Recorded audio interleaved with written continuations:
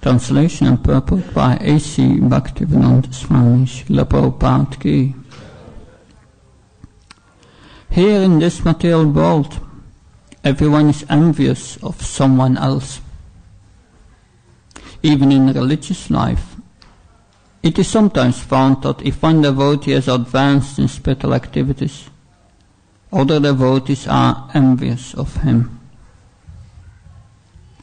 Such envious devotees are not completely freed from the material bondage of birth and death. As long as one is not completely free from the cause of birth and death, one cannot enter the Sanatan Dham or the eternal pastimes of the Lord. One becomes envious because of being influenced by the designations of the body, but the liberated devotee has nothing to do with the body, and therefore he is completely on the transcendental platform. A devotee is never envious of anyone, even his enemy, because the devotee knows that the Lord is the supreme protector. He thinks, what harm can the so-called enemy do? Thus a devotee is confident about his protection. The Lord says, Ye yata mam pabachante tamstadeva bhajamyaham. According to the proportion of one's surrender unto me, I respond accordingly. A devotee must therefore be completely free from envy, especially of other devotees. To envy other devotees is a great offense, a Vaishnava aparad. A devotee who constantly engaged in hearing and chanting, Shravan Kirtan, is certainly free from the disease of envy. And thus he becomes eligible to go back home, back to Godhead. Puruso Ramacharitam Shravane Rupadarayan Anrisamsya Parorajan Karma Bandhe Vimuchyate. O King Parikshit, anyone who orally receives the narrations concerning the characteristics of Lord Ramchandra's pastimes will ultimately be freed from the disease of envy and thus be liberated from the bondage of fruitive activities. Om Ajnana Timandasya Jananjana Shalakaya Shakshurmiritam Yena Tasmai Shri Gurave Namah Shri Chaitanya Manobishtam Staptam Yena Bhutale Shvam Rupakadamayam Dadati Svapadantikam Vandeyam Shri Shri Yoda Pada Kamanam Shri Vaishnavam Shah Shri Rupam Sargashatam Saganaragnatam Vitam Tam Sajivam Sadvaitam Savadutam Savarjana Saitam Shri Krishna Chaitanya Devam Shri Radha Krishna Padan Saganalita Shivishakam Vitam Shah He Krishna Karuna Sindhu Dino Bandho Jatpate Gopesha Gopka Kanta Radha Kanta Namastate Tapta Kanchana Gaurangi Radhe Vrindavaneshvri Vrishabhana Sutadevi Pranamaya Haripriye Vankha Kalpatarubhyasya Kripa Sindhavesha Patanam Pavanabhyo Vaishnavyo Namo Namah Jai Shri Krishna Chaitanya Prabhu Nityananda Shri Advaita Radha Shiva Sati Gaura Bhaktavrinda Hare Krishna, Krishna Krishna, Hare Hare, Hare Rama, Rama Rama, Hare Hare. Namo Vishnu Padaya Krishna Vastaya Bhutale Shrimate Bhakti Charisamti Namane. Namo Vishnu Padaya Krishna Vastaya Bhutale Shrimate Bhakti Vedanta Swamiti Namane. Namaste Sarasvata Devi Gauravani Pacharane. Nirvishesha Sunyavadi Bhaskachai Desatarane. Srila Prabhupada ki jai. To become Krishna conscious means a change of heart. And essentially in this process of changing the condition of the heart is that one must become free from envy.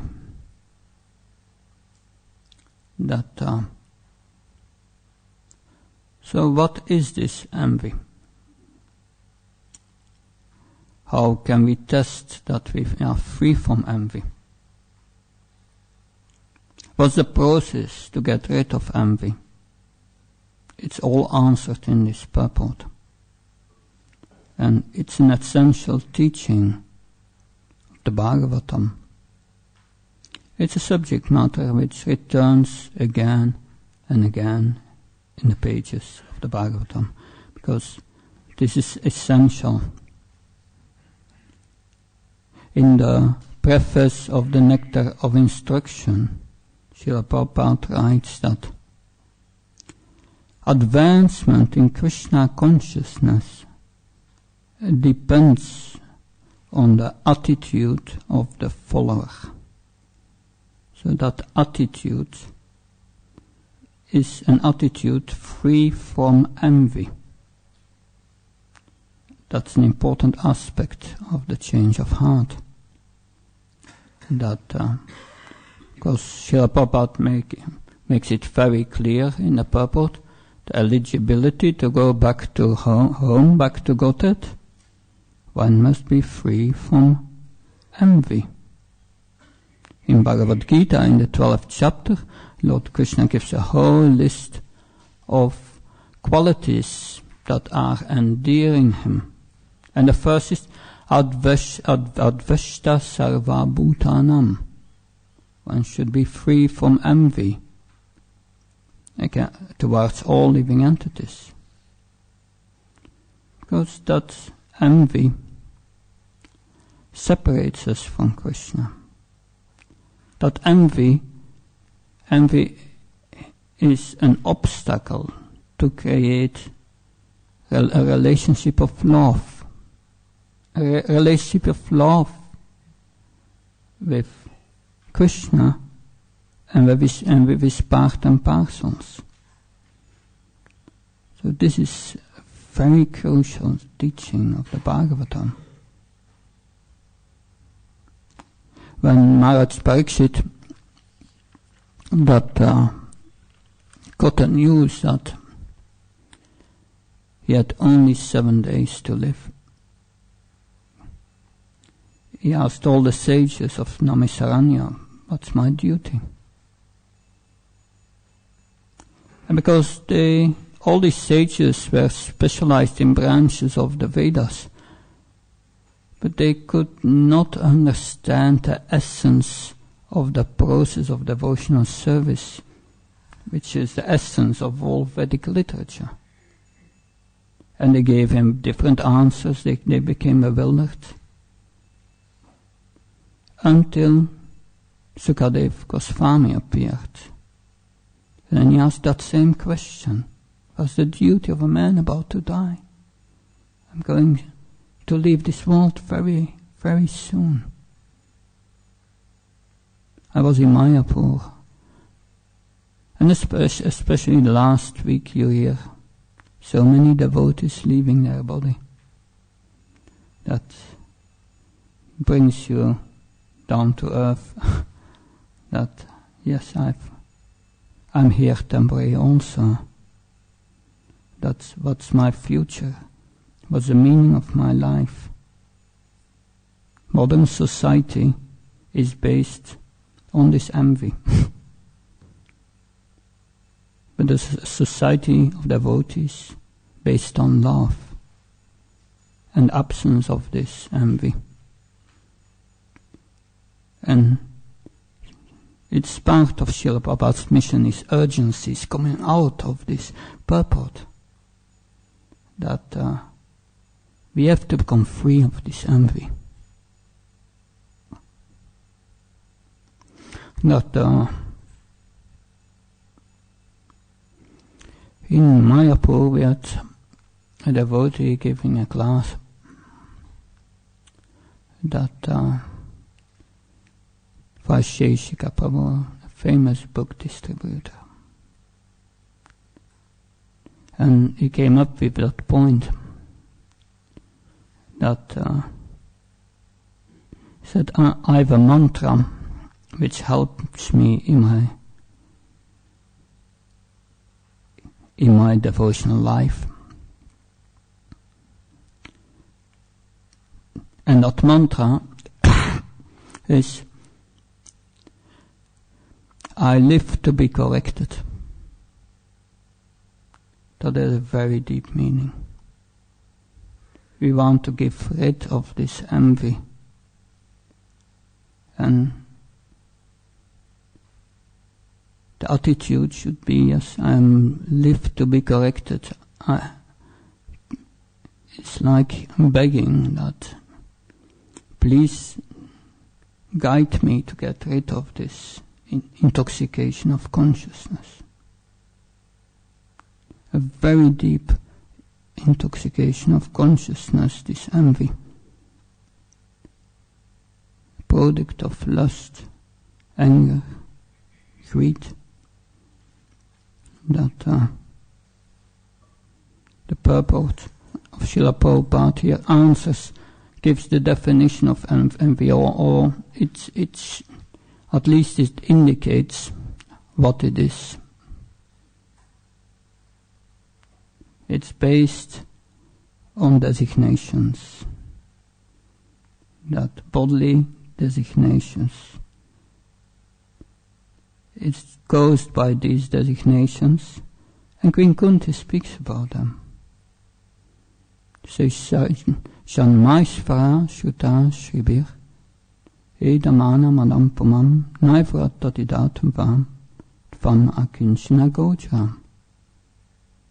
Queen Kunti says here, it are these intoxications which makes one mad. It's a madness. Janma, because of birth I have certain qualifications, and I think, yes, I'm greater than others because I had a so-called good birth. Or I have more opulence. I'm rich, I'm famous. Or I'm beauty, I have beauty. All very temporary things, related all to the body. I have a good education, big titles, and so on.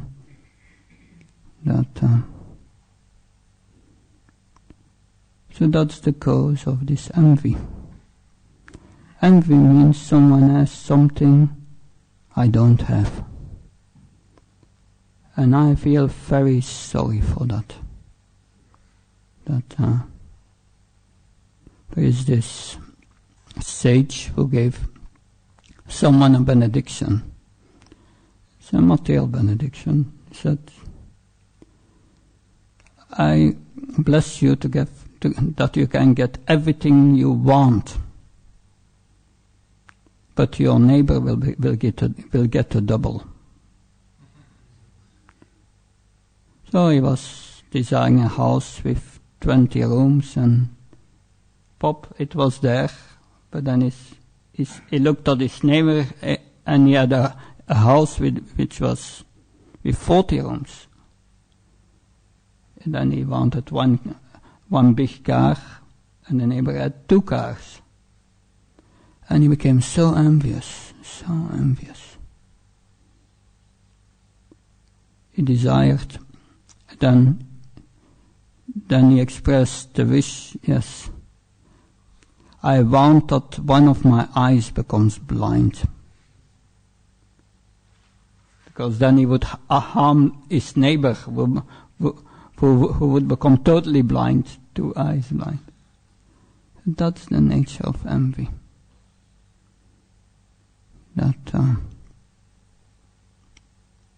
And one who is under the influence of these intoxications, he cannot recognize that he is envious. We see in the Bhagavatam the pastime of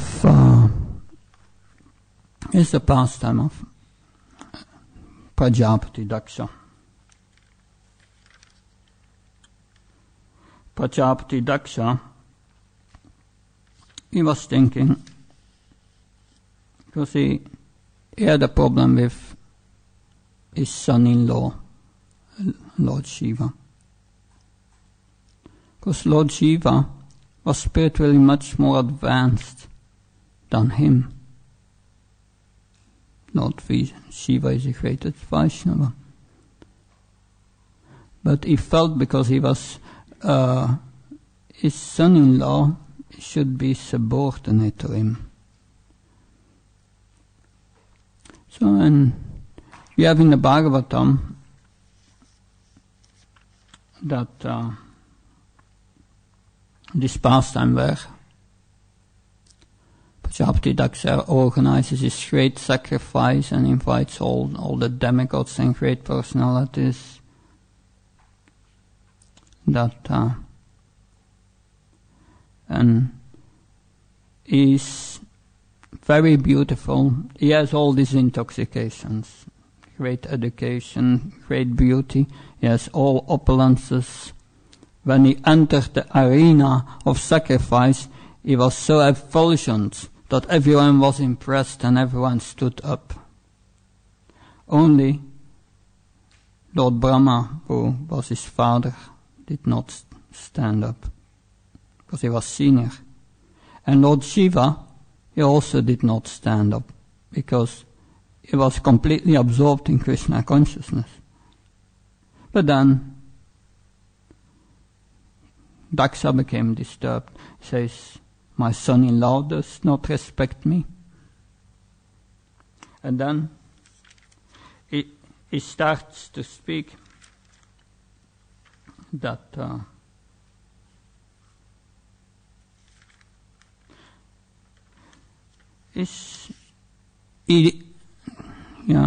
Prajapati Daksha stands up and he addresses the whole assembly. And the first thing he says, my dear learned and great personalities, I have to tell you something, but what I'm going to say is that I'm not speaking out of envy. That, of course, after that, he starts to blaspheme Shiva, Lord Shiva. He says, yes, Lord Shiva, he lives in contaminated places, put ashes on his body from a crematorium. He associates with persons in ignorance. It's a shame. And he has eyes like a monkey. That's I was forced to give him the hand of my daughter by Lord Brahma. To give him my beautiful daughter Gayatri. Anyway, but it starts with saying, I'm not speaking out of envy. When we went to that part of the Bhagavatam in Vrindavan with Bhujan Prabhu, he said it's like a couple. A couple is in upstairs in the sleeping room, and in the middle of the night they are hearing some noise downstairs, and it's very clear someone is breaking into the house. And the wife pushes the husband and says, you go and see what's going on there. The man takes all his courage and goes to the beginning of the stairs. And it's dark. and he's shouting in the dark and says, "Is there someone down there?" And then it's like silent for a few moments. And then a voice answers from downstairs and says, "I'm not stealing anything." So it's someone who is breaking into the house to steal, but then he says, "I'm not stealing anything." That's the same thing with Prajapati Daksha. He says, I'm not going to speak of out of envy, but this heart is burning of envy. That Srila Prabhupada makes the point, everyone in this world is envious of someone else. But these are all designations of the body. Narada Muni instructs us, Sarvopadi vinirmuktam tatparattvana nirmalam rishikesha rishikena shevanam bhaktir uchyate. Krishna consciousness, Lord Shiva says, is become free from all material designations and just engage your senses in the service of the Lord. So here we see that all essential is that to become free from designations. But if one is envy, one is not free from the designations. That's the test. How can we test it? That the test is found in Bhagavad Gita. 4.8.34. That in this verse it's mentioned how every man should act. How to become a human being means become free from envy. In the 7th canto of the Bhagavatam, there also in one of the verses, in the later verses where Narada Muni instructs Yudhishthira Maharaj about all varnas and ashrams. And he gives a whole list of qualities there. And said every man should develop these qualities. And one of the main qualities is free from envy.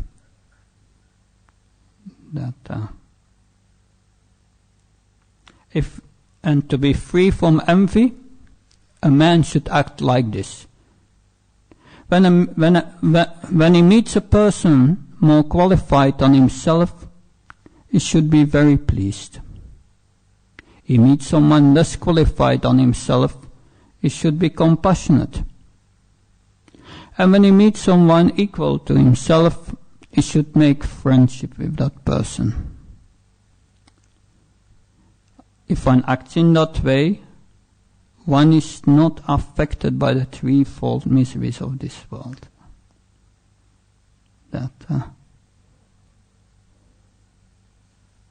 In that purport, Srila Prabhupada explains, everyone in this world practically acts contrary to that. If one meets someone more qualified, then one tries to bring that person down. If one is less qualified, then one ignores that person, that this person is nothing. And when one is equal, then one starts to boost and explain all his own achievements to show I'm greater. That's mostly going on.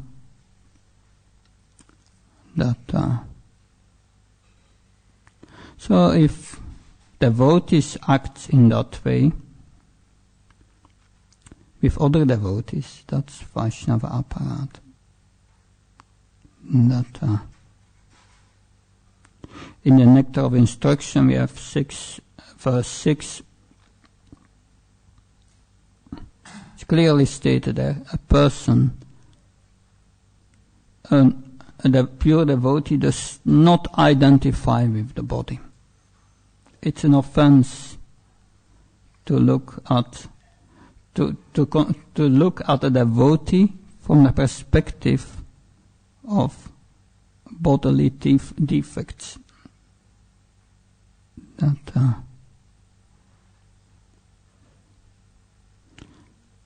another point in the purport Srila Prabhupada makes is that one should certainly not envy the spiritual master. You have this famous verse from the 11th chapter, Acharya ma vijaniyam. One should know that Acharya is equal to myself. It should be respected as myself and not disrespected in any way. One should not envy him.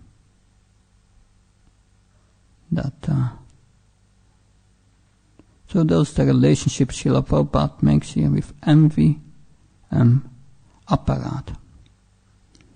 So there are a few things to consider in this purport. That first, envy is the qualification of all people in this world practically. And a devotee has to get rid of that. In Nectar of Instruction, 2 times it's mentioned one should avoid the association of materialists, because their dealings are based on envy and will contaminate us. If we are in association with devotees, we are free from that. Envy means misery. It's in fact a miserable state.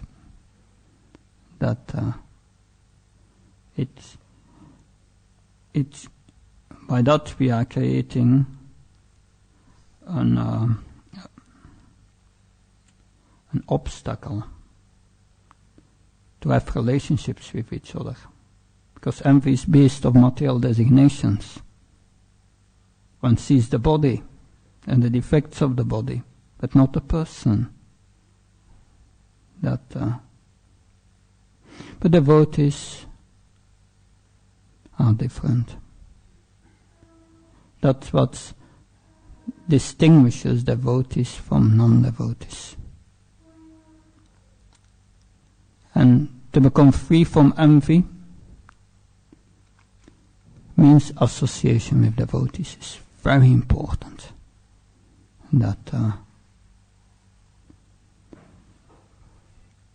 Like first time I met devotees, I was quite surprised that Shri Radha Gokulananda ki, Sitaram Lakshman Hanuman ki.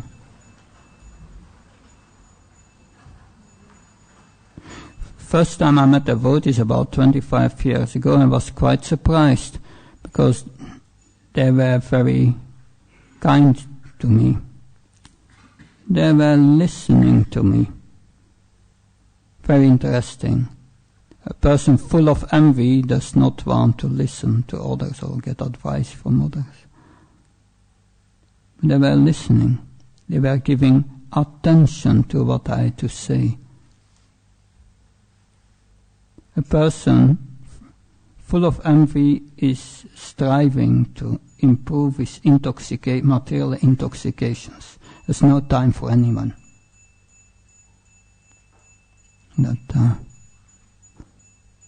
They have motivations, very clear motivations. So I was used to live in that environment, and then you meet a devotee. And immediately the idea came up in my mind, They are so kind with me. What do they want from me? But I could not find any motivation. So that makes the devotees different. If we are in association of devotees, we are protected against this envy. But it's very important to look in our heart. Most mental suffering comes from envy. I want this, I want that.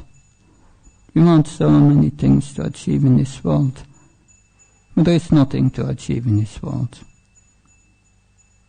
That if we are not dedicating our lives to the process of Krishna consciousness, which Krishna calls in Bhagavad Gita the cycle of sacrifice, one lives in vain for nothing.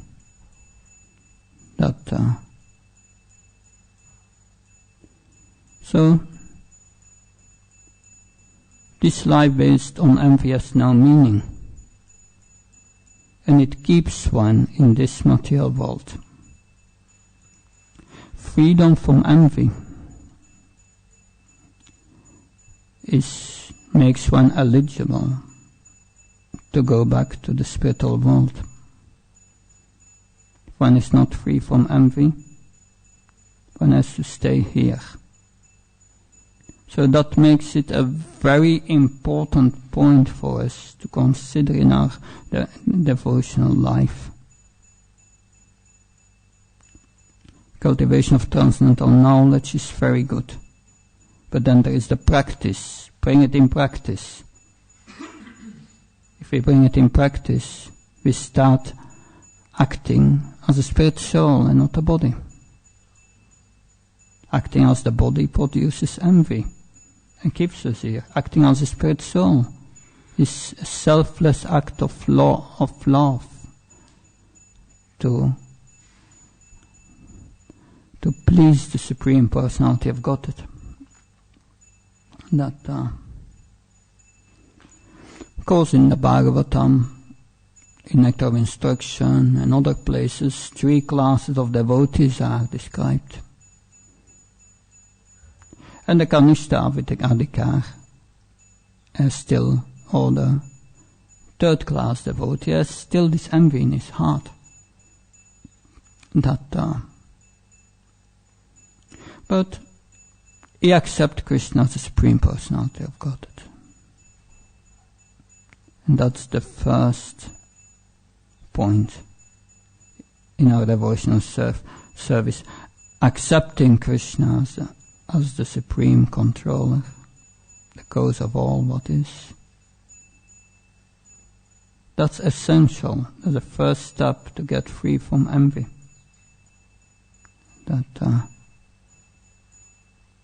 Because the neophyte accepts the deity as the Supreme Personality of Godhead and engages in worship of the deity. In the teachings of Lord Kapila, the principles of devotional service are explained.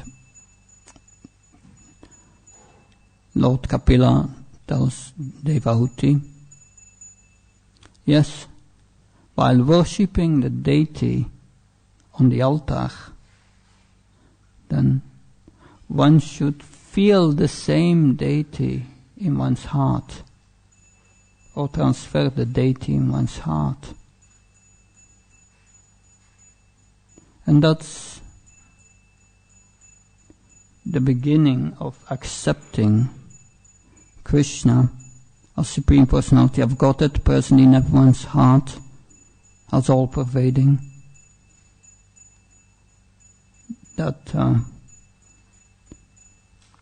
But here, the point is, and that's the most important point, is how to get rid of the problem.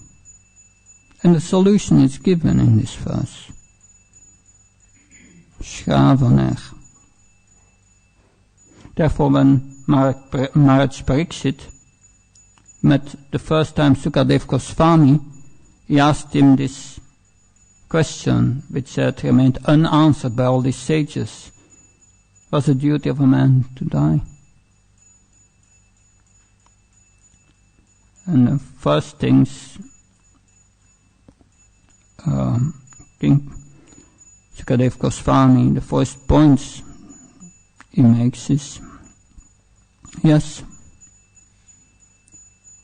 one should give up sense gratification, striving to fulfill all these bodily designations and to feed them. But then he gives straight the answer. Tasma bharata sarvatma bharvanishvaro ari kirtafyos. Yeah, tasma bharata sarvatma.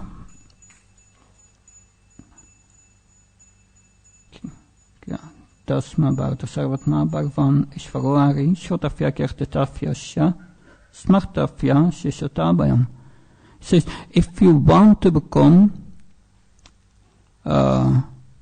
fearless at the time of death, you must hear, chant and remember the glories of the Supreme Personality of Godhead, because that's the process to become free from envy. One who is envious is always in anxiety that to fulfill so many material desires for the body. But one becomes free from envy just by hearing of the Supreme Personality of Godhead. We have in the 10th canto, the beginning of the 10th canto of the Bhagavatam, there Maharaj speaks it. He's asking Sukadev Goswami, because at the end of the 9th canto, which we will be there soon in the Bhagavatam here, you have this whole list of dynasties described. And in one of the dynasties you have the Soma dynasty, dynasty of the moon. And Krishna appears in the dynasty. Yeah. So he had heard that Sukadev Goswami had mentioned Krishna. In the beginning of the 10th canto, he's asking his spiritual master, so please tell me more about Krishna. I want to know more about Krishna. But then we have Sukadev Goswami.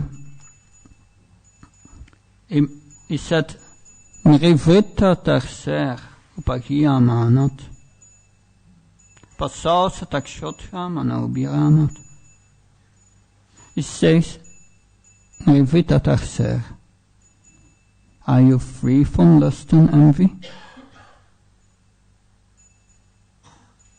Because if you are not free from lust or envy, one cannot understand Krishna, the Supreme Personality of Godhead. Nor can one understand oneself. It's not possible. And it says, Nifita tercera bhagiyamat, bhava sadakshotva manobiramat. Bhava sadat. Sadak means, bhava sadak refers to medicine. Did you take your medicine, he says. And what kind of medicine? Shotra mano biramat. Hearing about Krishna and remembering, becoming absorbed in Krishna. So that is the medicine. And by that we become free from envy. And become eligible to go back home to Godhead.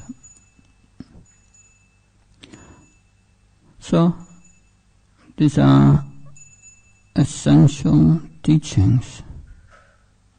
Recognize in our own hearts to what extent we are envious.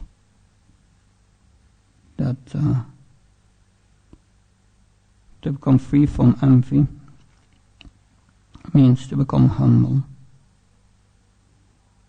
This is the formula of Lord Chaitanya, that become more humble than a blade of grass in the street. Everyone trembles on it. Means tolerating, more tolerant than a tree. Don't ask any honor for oneself. We don't want honor for the body. To be praised, you did that and this. Everything we do is in fact done by Krishna. We are only desired that. So this is, in that state of mind, one can come in contact with Krishna. Krishna is his holy name. To come in contact with the holy name requires to have these qualities which are showing that we are free from envy. So this is very essential in our devotional life. Very important point to consider.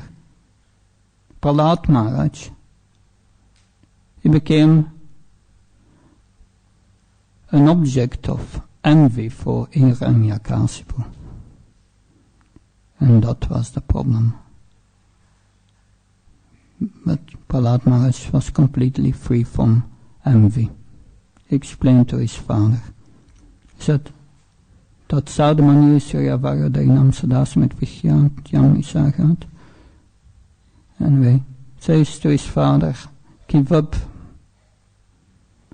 this mentality of greed and envy.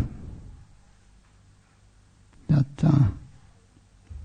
go to Vrindavan, to the forest of Vrindavan, and engage in activities of Krishna consciousness, of hearing, chanting. So that is a teaching of Prahlad Maharaj, because this envy creates a separatist mentality. If you say I'm a man, you are separating yourself from all women. If you think yourself learned, you separate yourself from all those who are, in your opinion, not learned. That's all body considerations. The process of hearing, chanting, remembering Krishna is so powerful that we can easily give it up if we come to the stage of really become absorbed in Krishna conscious activities in service. Because great devotees, what do? Machita machata prana bodha jantat prashpram katayanta samam nityam nitya yukta. Yeah. They always engage in conversing about Krishna in his pastimes. So that's the process of becoming purified and free from envy. Thank you very much. Any question? Comments? Corrections?